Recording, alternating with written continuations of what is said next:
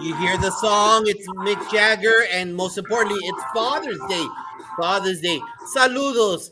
Congratulations. High five. Knuckle to all the fathers out there for working very hard.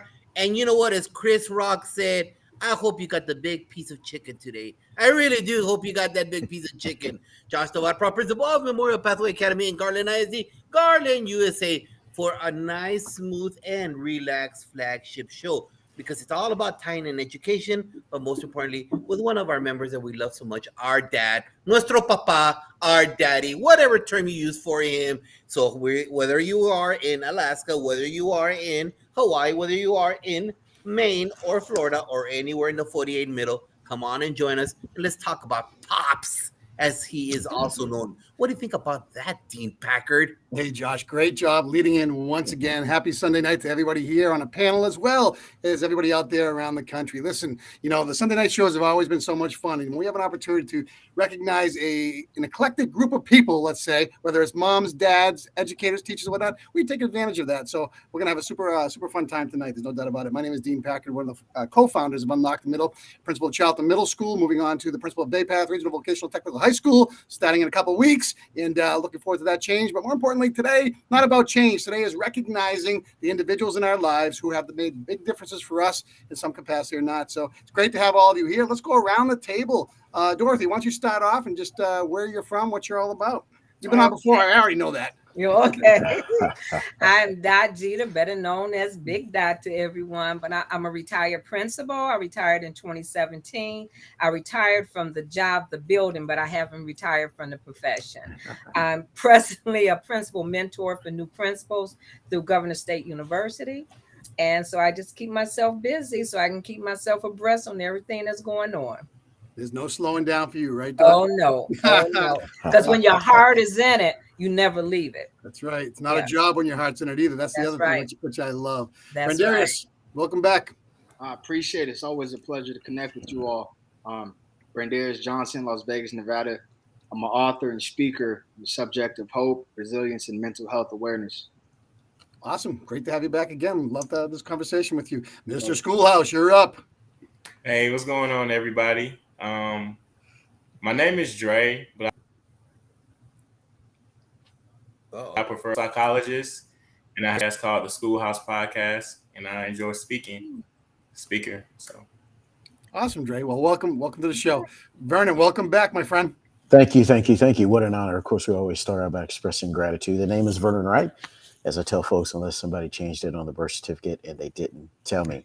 Speaker, author, consultant, leader, and down here in Arlington, Texas, halfway in between Dallas and Fort Worth. And honored to be with you all here today and to go ahead and recognize the impact that our fathers and father figures have made in our lives. Thanks for having me with you. Well, it's our pleasure, and thanks for being with us once again. Josh Tovar, kicking it back to you. So here we go. Hey, and if you're out there, share your ideas. Share it with us on LinkedIn, Facebook, YouTube, Twitter. Let us know about what your thoughts about your pops was. So let's start off with Mr. Schoolhouse. Hey, Mr. Schoolhouse, talk a little about what makes your pops such a special person. About my dad is that I admire his work ethic.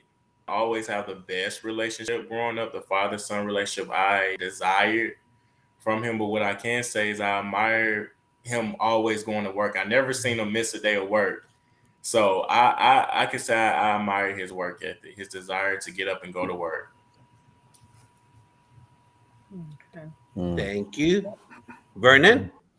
Yeah, I would tell you, start off with a biblical scripture real quick. And it simply says this, and I'm paraphrasing because I don't have it memorized, but it simply says that he who walks with the wise becomes wise. And one of the things that my father always talked to me about, and I miss him very dearly, and later this year will be 6 years since his passing. So one of the things he talked about is he said, it's always people first. And he always encouraged me to build relationships every single day, one person at a time, and to always really ask ourselves, what are we doing to help someone else? And of course, that is Dr. Martin Luther King's one of his greatest questions that he asked when he was alive, which is life's most persistent question, is what are we doing in service to others? So I always, always, always am grateful and remember my late father fondly for that, and my grandfather as well, who was his father, for always putting people first and building relationships. So I'm fond of that very much so. And of course, as Mr. Schoolhouse said, Dre did certainly relationships and work ethic. And I'm going to tell you, and I'll leave you all with this real quick. One of the things that they shared with me back then was this, if nothing changes, then nothing changes. So. Thank you very much. Very true. Brandarius. Like Mr. Schoolhouse said, I didn't always have, the tightest relationship with my dad just because I always wanted more than what I, felt I received. But as I got older, someone once wise said to me, if you needed $1 and your dad only had 99 cents, you got to go get that penny from somewhere else. So that just kind of, allowed me to, love him from the space he was and accept him. And what I admire most since a kid, my dad always said, be presentable and be enthusiastic. So those two, went hand in hand. And, to this day, I still hear myself, telling other people, be presentable. No matter where you're coming from, what you have and you don't have, how you carry yourself is everything. So show up, be presentable. Hello, can you hear me? Yes, Juanita. Okay, well, I locked myself out of my original account. And so I was able to log in on my phone, and this is the best I can do. So Okay. I hope it works for now. We're good right now. We'll get to you. We'll get to you right now. Okay. Okay, no problem. Dot. Okay. I had a very close relationship with my dad. He was a very hard worker, and he was about change. He would always tell me, don't complain, change. Instead of complaining about it, change it, for the betterment of everyone. He worked hard. He was an engineer. He was a musician.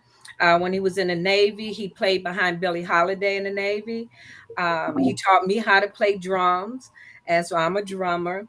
And so he just, he instilled a lot on me to just work hard and be about change to make a difference for someone else. Yeah. Love it. Dean Packard. This is a tough one following all you guys and what you're saying. I got to be a little piece of all that could probably be said about my father as well. But I think the one thing that I really take away thinking back is that he helped me appreciate things. I didn't have a lot of things. We didn't have a lot of things growing up. So you had to make your own fun. You had to make your own, you had to do the things to kind of develop yourself and who you're going to become and cherish the little things. You didn't need money to experience happiness. So you didn't need money or to be able to experience a different lifestyle.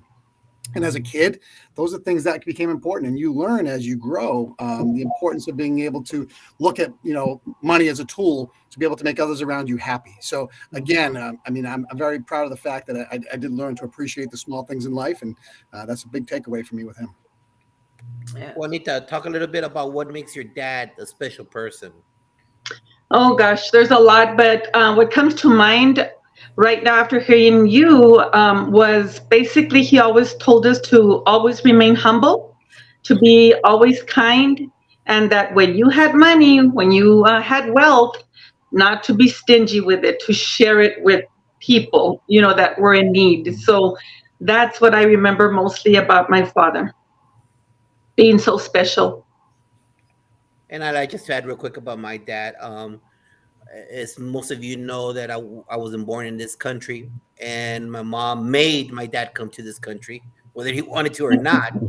But he was working in Mexico. He was working in Juarez. So that man was earning Mexican pesos to pay an American mortgage. Let me repeat that again. He was earning Mexican pesos to pay for an American mortgage. And remember, everybody, there's a difference between American poor and Mexican poor. Okay. Yes. So that can only present to you is he did everything possible to pay for a mortgage in a semi-middle class in the late 1970s area where we had colonels and majors of Fort Bliss living and soldiers, and he had to work his butt off. There was no time limit to him because he knew he had to put up the actual dollar to pay for his kids' meals, clothes, and mortgage. And that hard work ethic has always told me that there is no such thing as a 16-hour day, 18-hour day. You do what you have to do until the job gets done. I've always honored that about my dad. Awesome. Question number 2. What fatherly advice would you give a very first year teacher, Dean Packard? Fatherly advice to a first-year teacher. Wow. The advice would be to slow down and absorb the people around you and build your toolbox slowly. That's what I would say. Wow. Dot. Oh, Dad, I'm sorry. I didn't hear. It must have froze up. I'm sitting up there thinking, a first year teacher, have love and compassion for your students. Show that you care. They don't care about what you know. Mm-hmm. They want you to care. Exactly. Darius. I forgot who said it, but along the lines of people first. So put the kid first, see the kid first, and I know understand that education is a high priority, but see that kid, see the needs, and then move according to that. Mr. Schoolhouse. I might be thinking too deep about this question because I'm not a father. So, Well, neither am I. I think just to be loving and caring. To be loving and caring. Vernon. Yeah, what a great question. And of course, one of the things that I'm going to go ahead and say from the beginning is something I touched on earlier. And it's simply this: every single one of us is on this earth for a reason and for a calling. And it's our job to go ahead and be in those places where, as I heard a minister say one time, we're not just tolerated, but we're celebrated. And so I would say to the first year teacher is really to think about this. What are you here on this earth to do, and what are your talents and your gifts? And that always has to be at the center in service to other people. And so that is above technology, that is above curriculum and instruction, that is above all of these other things. Because one thing I will share with you all is this, that I have learned now over almost 2 decades in the business, which is simply this. And I've told educators this over the years in many different spaces, in many different audiences, in many different states. And I tell them 2 words: make memories. And if you make memories, you have done a great job with learning. And I'll go ahead and end my answer with this question. Some of you know, and those that know me well in my personal and professional lives locally know that I started off my career, again, almost 2 decades ago at a high school in Dallas. And so taught, of course, a lot of young men and women who were older. And so one day, several years down the road, I was walking through the parking lot of a home improvement store to go ahead and get some stuff to fix some things at home. It's kind of a DIY. And I passed by a young man in the parking lot, and it was almost kind of like it is in the movies, where both people pass by each other, they turn and look at each other at the same time. And that was really a great moment, because he told me, he said, "Mr. Wright, I remember you from back then and how you would always tell us these stories." And so I asked him, I said, "How are you doing?" And he said, "I'm grown now, obviously. I have a wife, I have kids, I have a family. And I just want to thank you for what you were trying to do to help us back then to have better lives." And so it's those moments like that that really make you understand that, hey, this is really what teaching is about. Juanita. Yes, I'm not a father either, but I will tell you, I played the role of a father and a mother at the same time. I'm a proud single mother up to this day. And what I have to say about that is I always would advise, for a first year teacher, let me think, I would tell them to let the student know, no matter where they come from, that they have to have a dream, that they have to believe that querer es poder. In other words, that as long as they believe they can, that they will, and you have to have that motivation to just let them know that it takes hard work, and that's what I've always told my children. From a first year teacher, I think that's what happens is you have to meet them where they're at. So, and empower them, just empower them and let them know that you believe in them, because sometimes they don't have anyone to tell them that you believe in them. So that's what I would tell a first year teacher. Awesome. All right. On Father's Day, our dads did a lot of great things. Some of them had talents for cooking, some had talents for fixing, some had talents for making a hole in the couch. So all of us had different talents. All right. What special talent did your dad bring to your household, Dot? Oh, my father was so talented. I didn't know until I was grown that my father never finished high school. He went straight into the service Navy. I wouldn't have known that. My father was so smart. He was a gift with his hands. He finished the basement by reading a book. He never had anyone never came into the home to fix anything. He did it. And he was an engineer as well for the school system of Chicago. But he was talented with his hands, and he was an awesome musician, drum player. Wow. Love it. Vernon. Yeah, my father was an expert mechanic. He wouldn't tell you that, but I was marveled, and that wasn't even obviously what he was professionally. Professionally, he was in law enforcement, and before that, of course, Josh knows this, he was in the Marines in Vietnam. But he was an expert at fixing vehicles. And interesting little tidbit or side note, that's how I learned the difference between the metric system and the standard system. And we would be out in the garage and we would be working on things. And he would say, okay, well, that socket's too small. What are you going to go up to next? And it was a real lesson in, okay, I'm going to need to go ahead and know, first of all, is this standard? Is this metric? And what is the next level up? Or obviously, if it was too big, the socket was, what is the next level below? So I thank him very much for that, for so many different things as well. Juanita? My father was a very hardworking man, as I'm sure a lot of yours were as well, by the sounds of it. But, what always baffled me was he never finished his elementary education. I don't even remember what grade he got up to. But what amazed me was one of his talents was building rock walls. That's what he did for a living. So that's why I said he was very hardworking. But what baffled me was how he did his math. I remember him taking out his little notebook and pencil and, writing down all the figures and making estimates. And, he was able to do all that. But he was also very smart and talented in knowing that he used to use my older sister. I come to find out today, we were talking about it. He used to say, vamos a cobrarle a los gringos, mija, necesito que me hagas translate. So he was very talented in, he didn't speak English, but he used my older sister to go with him to charge his American, what he called clients, gringos, but he was not prejudiced, of course. But I call that talent, So that's my answer. Dean Pecker. Reflecting back, I knew my dad was a hardworking guy, and one of the things he was well known for is high school degree. Had a couple of years after that of working in a college, but he went on to be a master carpenter.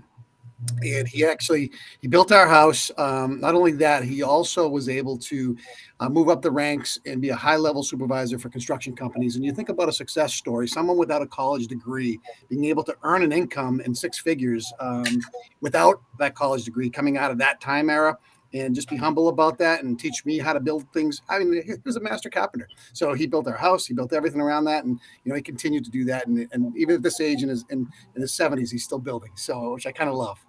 Yes. Love it. Mr. Schoolhouse. One thing that my dad definitely brought to the household was he was the person that would grill all the food. So when it came to family gatherings, it was something I definitely looked forward to. He would bring his brother over, which is my uncle, and we'll all get together and always have a good time. That's awesome. That's awesome. I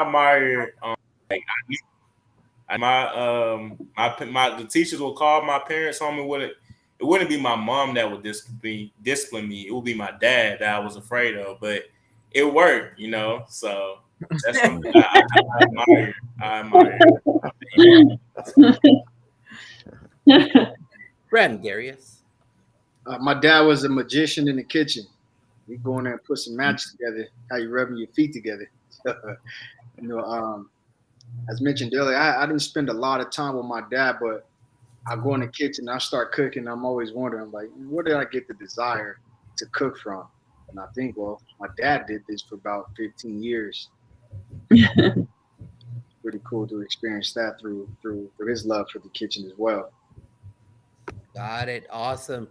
You know what? There was that one moment, probably that you remember, maybe a lot of them, Brandarius. But one day your dad sat you down, you were doing something. I don't know what that something was. And he gave you this piece of advice. You mentioned something about dressing well. But Yeah. what was that event? What was that event that dad told you, son, boom? Well, outside of the dress well part, I actually, reflected and shared this with my pops not too long ago. My dad would always tell me to shake it off. Like I remember vividly, I jammed my finger once. I came in the house, I was crying, and he was like, hit it on the counter. So I'm thinking he's gonna make it feel better. So hit it on the I'm crying more. He's like, hit it again. And then he was like, shake it off. For the rest of your life, you're going to experience pain. And I thought about that, like maybe, I don't know how long ago, just a couple months ago. I'm so happy my dad taught me to be resilient, because in my generation now, whenever people feel a little bit of resistance or adversity, they tend to shut down. So I told my dad, hey, thank you for that little finger banging experiment on the counter. I know now to shake. Dot? Oh, I was sitting up there thinking, I can't even remember. One thing that popped in my head, and I don't know, when I started liking boys, he set me down and told me about the birds and the bees. So I can't say exactly what he was telling me on here, but he was telling me about the birds and the bees. My mom didn't tell me, he did. He wanted me to learn the tricks that were out here, what they would try to do. And so that's the first thing that came to my mind, because I was kind of embarrassed with him talking to me about it. But then later on, I used his wisdom in what to do. Yeah. And when to push back and say no. He said no is a complete sentence. Yeah. All right. Hey, there So you that's go, what Dot. just came to my mind when you asked that. So I know. Hey, Dot, you ain't faking the funk with that one right there. There we go. Team Packard. Reflecting back on that, and I think one of the things my dad, the piece of advice he gave me is about taking my time driving and making sure that I was smart and responsible. And, as you get that first car when you're 16 and you get behind that wheel, you do things that can really, unfortunately, cause some problems. And I remember how important it was for him to understand, like if he was paying the insurance or whatever the case, that I didn't get a ticket, that I respected the roads, I respected all the parts of being able to drive. And, and I remember that $300 car that I bought with him, my first round. So those things don't leave your mind. Vernon. Yeah, I think that my love of storytelling really comes from my father, and he would tell me many stories. And one of the stories, some people know this, some people don't. My father grew up in a very, very segregated town in deep East Texas at the time. And he was a caddy because people of color were not allowed to play on this golf course. And one of the things that they would do is once the golf course shut down, they would sneak back on and they would teach each other how to play. And so one of the things that he would do quite often is he would tell me of these stories. And thankfully, my daughter was born before he passed. And one of the things that he asked me to do before he passed was simply to go ahead and take all of the lessons that he taught me and to turn around and teach them to her and to teach her the concept and the idea of legacy. So I'm absolutely and immensely grateful for that. Mr. Schoolhouse. Well, one thing I remember when I started playing football, and I was like really excited about getting out there on the field. That's high school and going to play D1 football. And at first, I won't say I was lazy, but I realized that I had to work 10 times as hard because in high school, it was my first time playing. So these guys were already playing since Red League, and they had a head start, and I didn't. So I just remember him telling me, if it's anything you want out of life, just be resilient about it. And if it takes you 10 times, if it takes 10 times as hard, then if you really love it.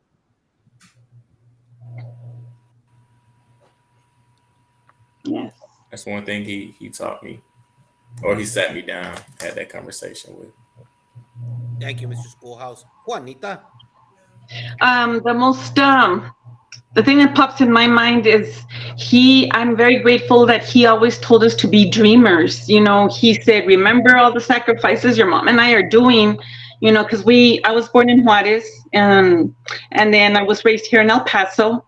And my mom and my dad, between both of them, they made all these sacrifices for us to become residents and finally be one of the lucky ones to come over, to El Paso.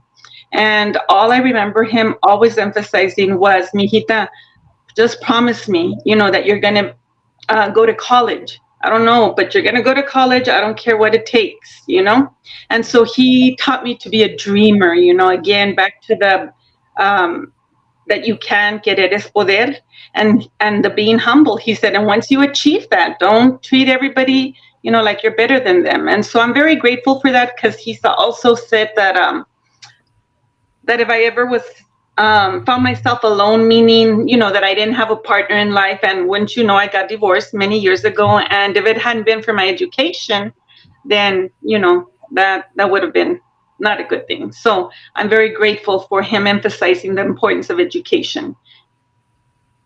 That's my answer. Thank you. So many of us have had different roles in public education here, different roles, classroom students, so on and so forth. All right. So now I ask you, when you were at the campus level, whether as a student, as a teacher, administrator, whatever, who was your father figure there that brought you comfort, Mr. Schoolhouse? Father figure as a teacher.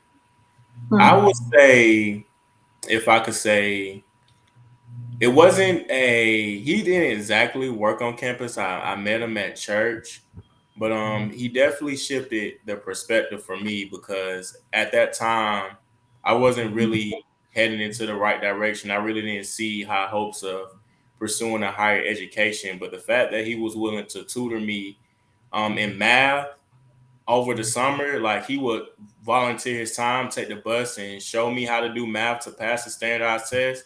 I was like, oh yeah, I have a purpose. I definitely can pursue a higher education. It was possible, because before then I really didn't believe that was possible for me.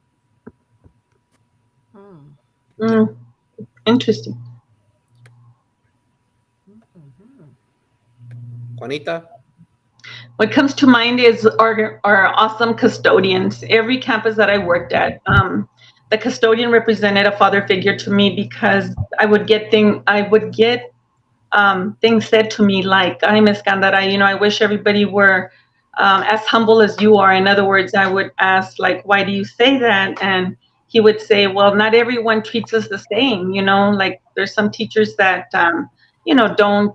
they demand things. They don't ask, humbly, I guess." And so they reminded me of my father, because they were so hardworking. They always had very good manners and, great character, education, obviously. They reminded me of my father because they were also very hardworking. So I would have to say the custodians in the buildings that I worked at. Vernon. Yeah, three people real quick. Coach Simon, Coach Sneed, and that was at the high school level. There were two football coaches. At the undergraduate level, Professor McLean.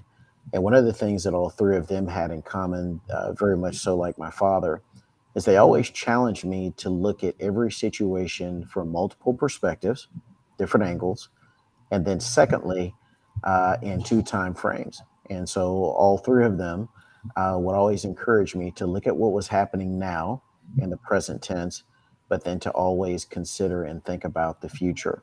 And one of the things that I do in my mentoring of young men, particularly men of color, and having done that now for several years now, for over 10 years now, is that's one of the main things that I'll talk to them about is let's go ahead and be cognizant of what's happening now, but let's also think about the future down the road, because you have a future and I want you to have a future. Dean Packard. I'd go with my basketball coach for 4 years, Mr. David Jakes. He was basketball was my life. That's all I really did. And we had a lot of great conversations aside from the sport of basketball, and helped me make good decisions. As I was growing up, and most adolescents going through high school, kind of way off to the side and do some things they probably shouldn't do until they realize the magnitude of what they're doing. And I go back and think about that, and I cherish those moments, not only in the games, but more importantly outside and just growing up. So really something to think about. I'm sitting thinking, I can't think of anyone. When I was in school, they were all females. Even the custodians were females. The engineers were male, but they were in and out of different schools. But most of my teachers and everything were females. Yes. Interesting. So and on a high school level, the principal was a male, but he spent most of the time in the office. We didn't even know who he was until it was time for graduation. We were sitting there, who is he? He's in his school. So good.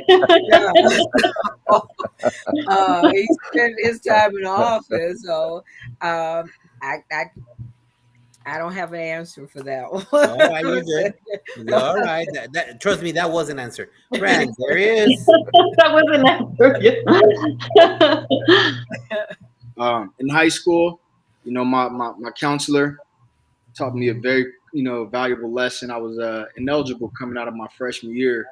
So over the summer, they kind of broke the news to me. And I remember crying in his office, and he looked at me, he said, "Don't cry now. You weren't crying when you were getting in trouble."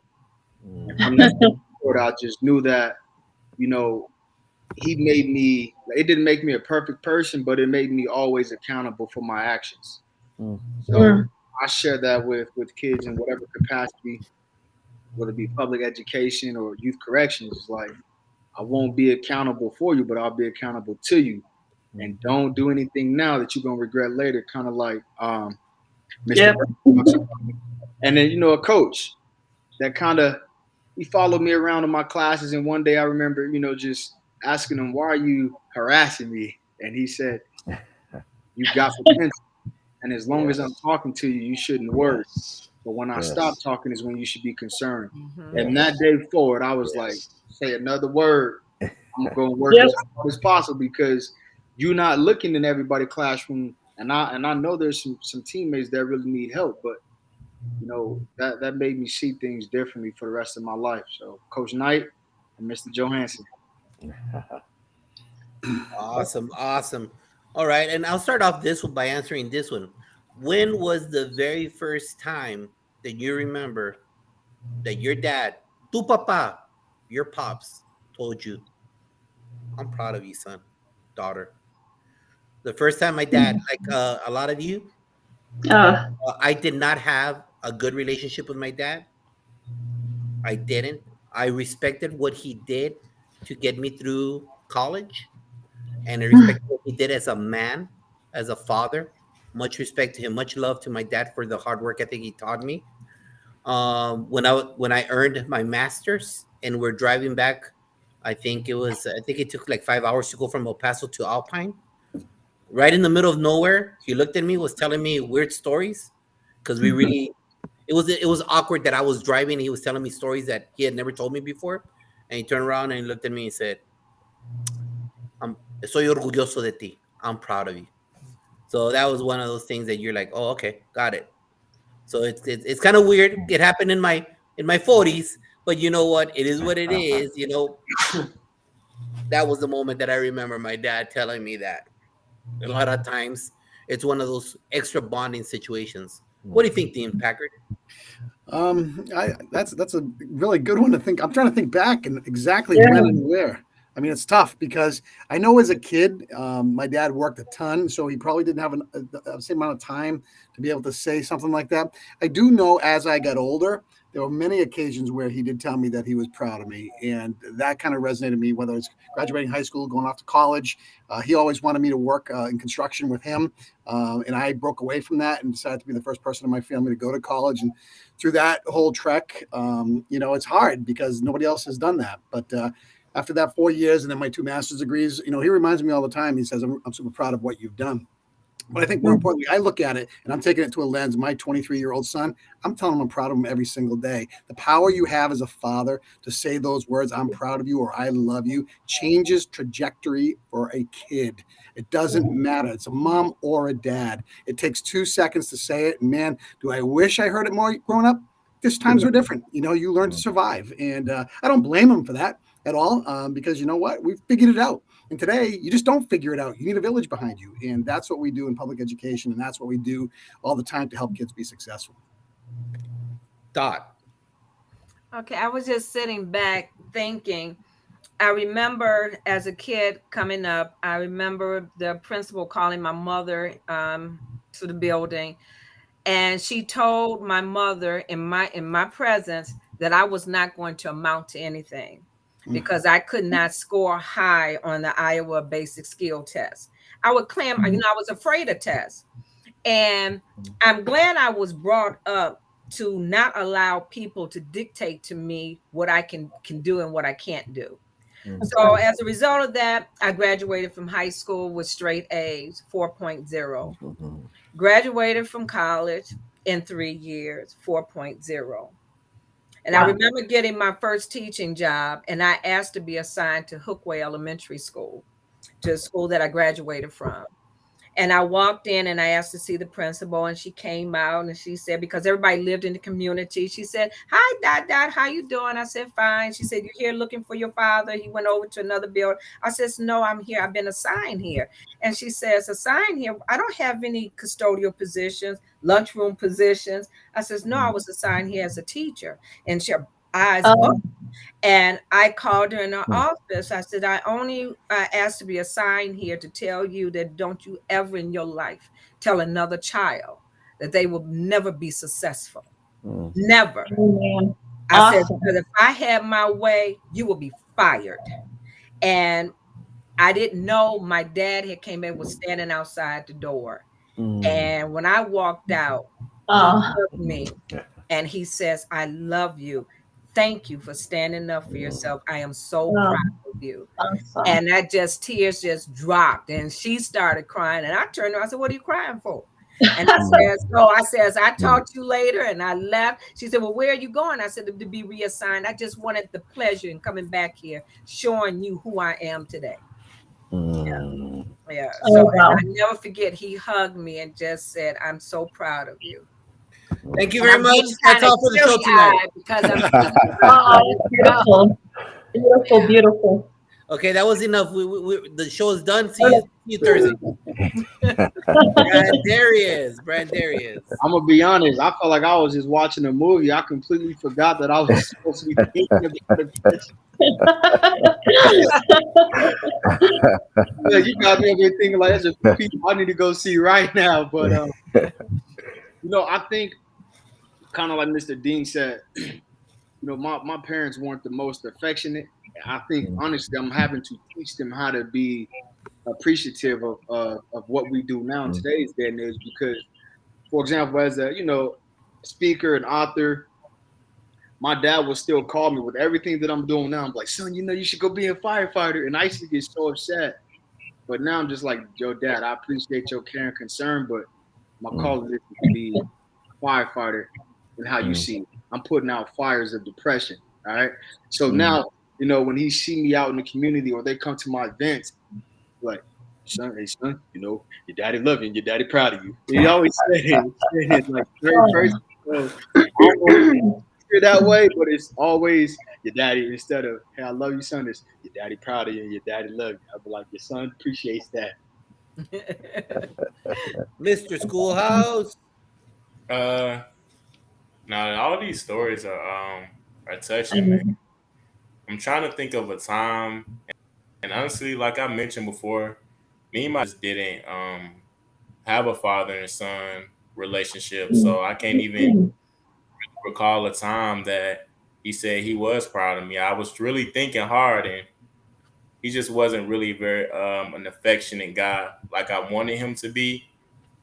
So I will say this though, I've had my brother, my oldest brother, is some I consider him like as my dad in a way because when I was looking for that male like affection, like type of relationship, I was able to get that through him because he was always there. He had all the tough conversations with me, all the things, you know, a father is supposed to do emotionally for your child. He did that for me. You know, like I said, my dad was a hard worker.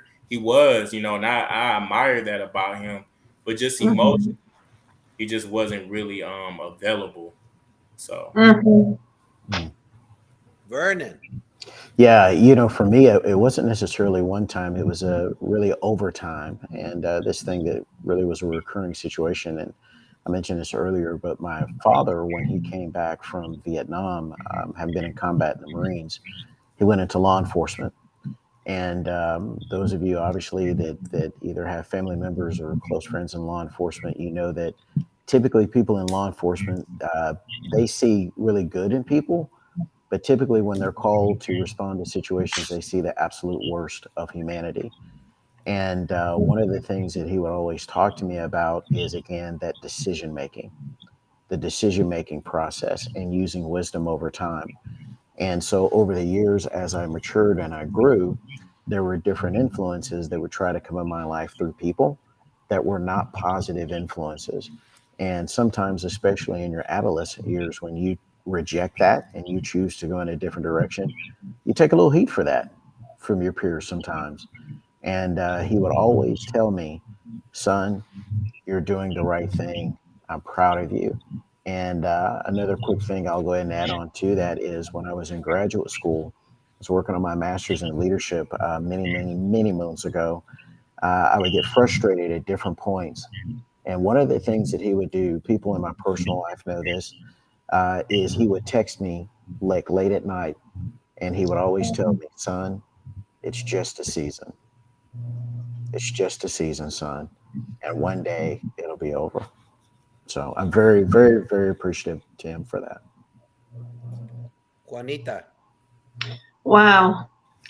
You know, I got a knot in my throat when you all were sharing your stories, because I'm sure I would have heard a lot of, I'm proud of you, mija, as I grew up. But my father passed away when he was barely going to be 43, like maybe a month short of turning 43. And there's two things that I remember him doing for me that were when he told me he was very proud of me. One of them was he, like I told you, he's very hardworking, always working, always working. Imagine this heavy-set man walking into the National Junior Honor Society when you're going to get pinned and recognized, right, for getting good grades. And I couldn't believe he was actually walking in, because he was all like in his work clothes, you know, and so that meant the world to me. And so that was one where, of course, he came, you know, he told me that he was very, very proud of me to continue working hard. And, you know, again, he would always throw in that you're going to college, you know. And the second thing that he told me was that he was very proud of the young lady that I had become, because again, I get emotional simply because I had the last special occasion that I shared with my father was he threw me like a largest quinceañera. It was like a wedding. And, you know, it's like a sweet 16. And I remember when we were having the father-daughter dance, you know, he told me, mijita, just want to let you know I'm very proud of the young lady that you've grown into. And so that was my last memory of my dad, because then he passed away when I was going to turn 16, a month before I turned 16. So my dad, he was very cariñoso, you know, meaning very loving. So he would, you know, I don't know if that counts too, but he would always just chipilearme. So that was my dad. I wish I could share more, but that's about the only ones I remember right now. And there you go. We heard everything in the Yes. spectrum of what a father is. Bradarius, how can people reach out to you? Instagram at Day One Ambition, Twitter, I believe at Day One Ambition and/or Brandarius, or email bjohnson@dayoneambition. And first, I want to say to Mr. Schoolhouse, I'm proud of you, man. If you don't hear it, I'm proud of you, brother, and I'm proud of all of you. So keep up the great work. It's an honor and a blessing to be here with you all. Thank you. And if you need shirt screen, Likewise. reach out to Brandarius. He has a good shirt screening business. Oh yes, I have a screen Right. company out here in Las Vegas, so I would love to service you from wherever you are. Love to work with any of you in whatever capacity I can be of service. Awesome. Mr. Schoolhouse, how can they get a hold of you? You can follow me everything at Mr. Schoolhouse, social media panel, all of that, Mr. Schoolhouse. And I had the honor of being on this podcast. Love you, brother. Yeah, I'm proud of you, brother. You're doing great things. Just know that I love you, brother. Thank you, guys. Thank you. Juanita Zoila, talk to people. Yes, you can reach me at zoilethezebra.com. And basically what I like to promote is to inspire future authors and also let everyone know the importance of family literacy. But my main message is to teach my 5 words of wisdom, which will equal to having a brighter future and bullies no more in this world. So look me up at zoilethezebra.com. You can contact me through there. Juanita, we might get people in Iowa. How do you spell Zoila? Con Zeta, with a Z like in zebra, OILA, the zebra.com. Thank you. Remember, we may get people from Nebraska that might want to. Okay. Right? That's true. Bernard. Thank you. Yeah, LinkedIn, Twitter, Instagram, @The Right Leader, as you see there on your screen. And of course, as I share with folks also too, if you want to see a sample of some of the different podcasts, articles, blogs, and other things that I've been a part of, including having been a co-author of a book, simply go to therightleader.com. Thank you for having me. Thank you. Dot. Okay, you can reach me on Facebook at .mckeever-Jeter. You can also reach me at Twitter at .Jeter5. You can email me at .Jeter@gmail.com. I'm open to mentoring any new administrators, even teachers, free of charge, because I love what I do. Ever since I was on Principal Kafali's platform, I have mentored people from out of Israel. Wow. Yes, and they have reached out to me, and I do it free of charge because I love what I do. Anything that's going to make people better at what they're doing, I'm here for them.